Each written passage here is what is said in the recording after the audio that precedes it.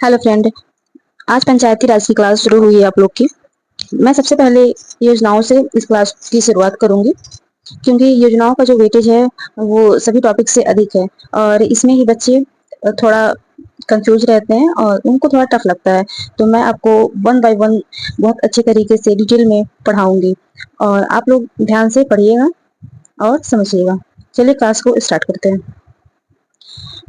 आप लोग को पता ही होगा अपना सिलेबस सिलेबस में आपको दे दिया गया है कि कौन कौन सी योजनाएं आपको पढ़ना है।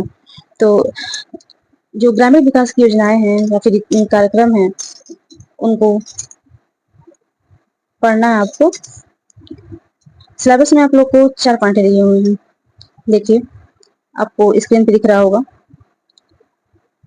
राष्ट्रीय ग्राम स्वराज अभियान RGS से इसके अंतर्गत आने वाले सभी योजनाएं आपको पढ़ने हैं। दूसरा पॉइंट है स्वच्छ भारत मिशन एवं ग्रामीण पेयजल योजना फेज 1 और फेज 2। ये पढ़ना है आपको। ग्रामीण स्वास्थ्य योजनाएं, इसके अंतर्गत जितनी सारी योजनाएं हैं उसको आपको पढ़ना है। और चौथा पॉइंट है आपका ग्रामीण क्षेत्रों में संचालित अन्य योजनाएं एवं कार्यक्रम, जो भारत सरकार के द्वारा या यूपी सरकार के द्वारा या पंचायत राज विभाग के द्वारा चलाया गया है, आपको पढ़ना है।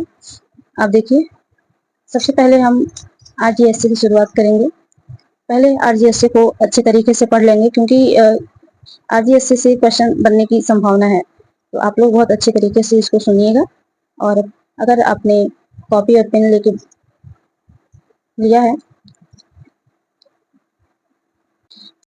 है तो इसको नोट जरूर करिएगा। मैंने इसको अपने तरीके से लिखा है और आप जैसे समझ पाए वैसे अपनी कॉपी में नोट करिएगा। RGSC आपका इस मंत्रालय के द्वारा ये चलाया गया था अभियान, तो आप देख सकते हैं पंचायती राज मंत्रालय के द्वारा। और ये लागू कब किया गया था? 24 अप्रैल 2018। कब लागू किया गया था? 24 अप्रैल 2018। ये 24 अप्रैल को ही क्यों लागू किया गया था, क्या आप बता सकते हैं? आप सभी को पता होगा 24 अप्रैल को क्या है? पंचायती राज दिवस, जो कब से मनाया जा रहा है? 2010 से। ठीक है। RGSC का नारा एग्जाम में पूछा जा सकता है, सशक्त पंचायत सतत विकास। इसको आप लोग जरूर याद रखिएगा, सशक्त पंचायत सतत विकास। इसका उद्देश्य क्या है? इसका उद्देश्य सबसे इंपॉर्टेंट है, इसलिए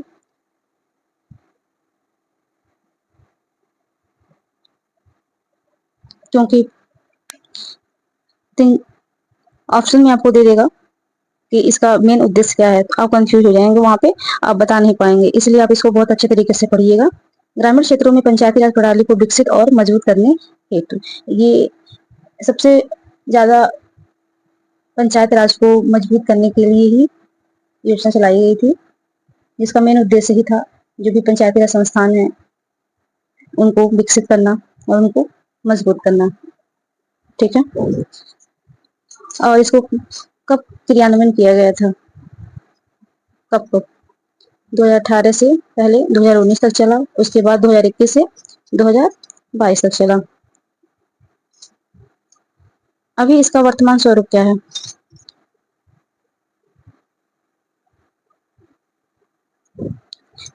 पंचायत के दायरे में आने वाले सतत विकास के लक्ष्यों को पूरा करना। सतत विकास के लक्ष्य, इसमें 17 गोल्स हैं जिनको पंचायतें पूरी करती हैं। पंचायतों की शासन व्यवस्था को विकसित करना इनका मेन उद्देश्य है, सतत विकास लक्ष्यों का। ठीक है।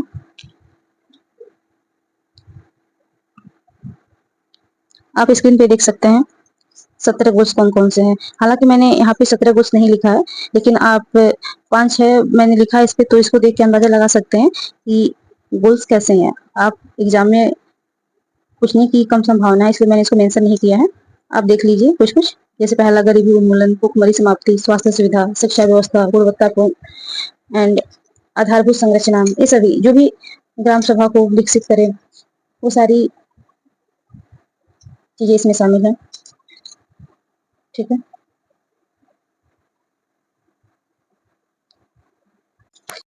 आप इसका संशोधित प्रारूप देख सकते हैं। ये 2022 से 2026 तक अभी लागू हुआ है, जो 13 अप्रैल 2022 को मंजूरी मिली थी। इसका उद्देश्य क्या है? देखिए, सतत विकास लक्ष्यों को पूरा करने के लिए पंचायती राज संस्थानों की क्षमता को विकसित करना इसका पहला उद्देश्य है। जो पंचायत आरजीएसए का सबसे जो मेन उद्देश्य है वो यही है, पंचायती राज संस्थानों को विकसित करना और उनको मजबूत करना। दूसरे फेज में आपको जो इसका संशोधित प्रारूप है उसमें सतत विकास लक्ष्यों को पूरा करके जो पंचायती राज संस्थान है उनकी क्षमता को विकसित करना इसका पहला उद्देश्य है। दूसरा उद्देश्य इसका है ग्राम पंचायतों को सरकार के तीसरे स्तर के रूप में प्रभावी ढंग से कार्य करने हेतु सक्षम बनाना। तीसरा पॉइंट है पीआरआई के निर्वाचित प्रतिनिधियों की क्षमता को विकसित करना। पीआरआई का अर्थ है पंचायती राज इंस्टीट्यूट। चौथा पॉइंट है पंचायतों की क्षमता का विकास करना। उसकी क्षमता का विकास कैसे होगा? राजस्व स्रोत के द्वारा, समावेशी स्थानीय स्वशासन को बढ़ावा देकर। ठीक है, आप इस पे देखिए, यहाँ पे अब ये क्लियर है नहीं क्योंकि इसका कलर चेंज है। ठीक है, इसको ध्यान से देखिएगा।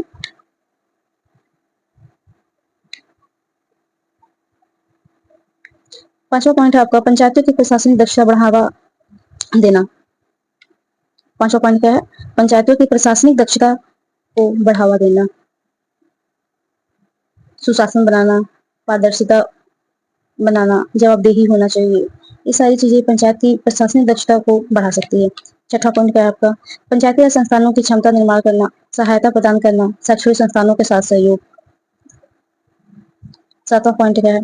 पंचायतों को जिम्मेदारियों और शक्तियों का हस्तांतरण। ठीक है, एक दो बार आप इस पीडीएफ को पढ़िएगा, क्लास को देखिएगा, आपको इसके उद्देश्य अच्छे समझ में आएंगे। अब स्क्रीन पे आप देख सकते हैं इसका कवरेज कहाँ कहाँ यह लागू हो सकता है। सभी राज्यों व यूटी को कवर करता है, जहां पंचायतें लागू नहीं है वहां भी ये लागू है। ठीक है, फोकस एरिया कहाँ मेन फोकस किया गया? पेराई के निर्वाचित प्रतिनिधियों को प्रशिक्षण देना चाहिए। बुनियादी अभिविन्यास प्रशिक्षण चुनाव के 6 माह के अंदर देना चाहिए। पूर्णचर्या प्रशिक्षण 2 साल के अंदर। समझिए इसका ये उद्देश्य है, इस पे फोकस किया गया। ये 3 चीजें बहुत जरूरी है। पहला, जो पीआरआई के निर्वाचित प्रतिनिधि हैं उनको प्रशिक्षण देना। ठीक है, ये पहला पॉइंट। दूसरा, बुनियादी अभिविन्यास प्रशिक्षण चुनाव के 6 माह के अंदर देना चाहिए।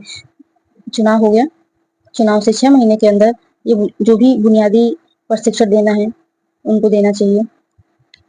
पुनश्चर्या प्रशिक्षण 2 साल के अंदर देना चाहिए।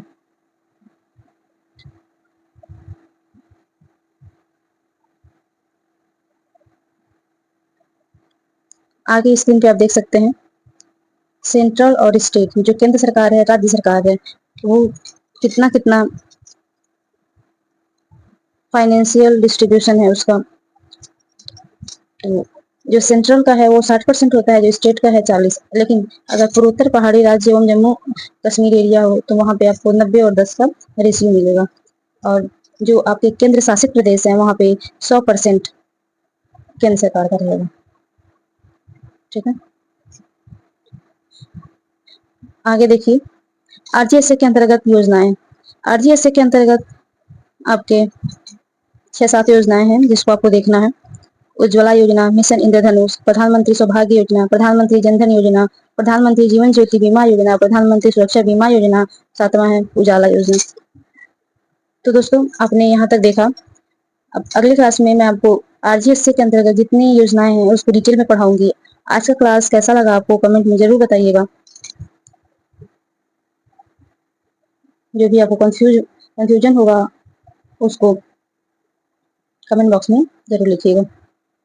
धन्यवाद।